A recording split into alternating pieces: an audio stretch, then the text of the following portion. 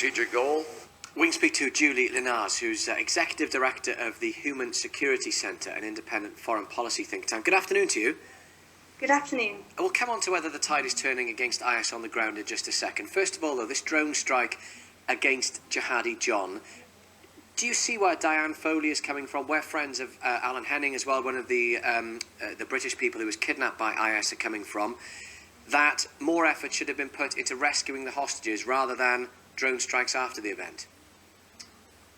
Well, I think we have to understand the situation on the ground in Syria. It is a very dangerous country, and we can't just go and arrest people and rescue people. It requires a serious operation. It would require special forces, and again, you would put these special forces in danger. And I think if there had been another option, we probably would have taken it. But under the given circumstances, I do agree with the Prime Minister that this was an act of self-defense, because let's be absolutely clear, Mwazi was a member of a terrorist organization involved in a war we are engaged in, and every second this man walked on this earth, he was a threat, not only to British and American citizens, but also to innocent people on the ground.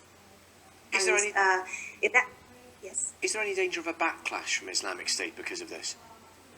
Well, I heard some people say that obviously now they will sell him as a martyr because he was killed in a coalition airstrike. But to be perfectly honest, I think he would have been martyred either way, because if we had captured him, if we had put him on trial, ISIS would have created this narrative of Mwazi being this brave caliphate soldier dragged out of the Holy Land by the kuffar, put in front of a worldly court without legitimacy. They just would have martyred him all over again. So in that sense, we just cut short an otherwise very lengthy process. I think it's fair to say there were probably a few tears being shed for him this evening. However, to pick up on Jeremy Corbyn's point as well, would it have been better if he could have been captured and tried in a court of law, or is that idealistic thinking?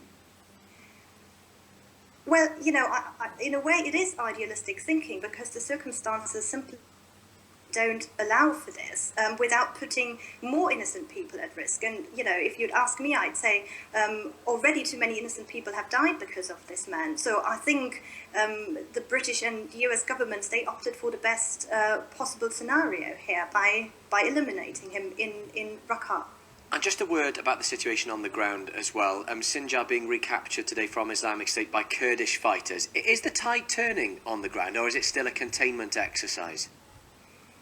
Yes. Well, first of all, I'd advise against drawing general conclusions from what's happening in Iraqi Kurdistan, simply because the Kurdish issue is a very unique issue. The circumstances are very unique.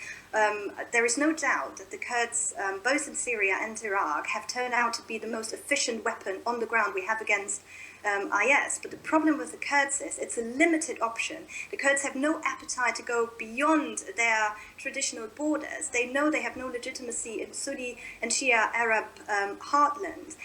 So that remains a problem, even with this huge success we've seen over the last 48 hours in northern Iraq. It needs then some kind of concerted effort from the south against IS as well. Then does that, or will that inevitably have to come from Western boots on the ground, do you think?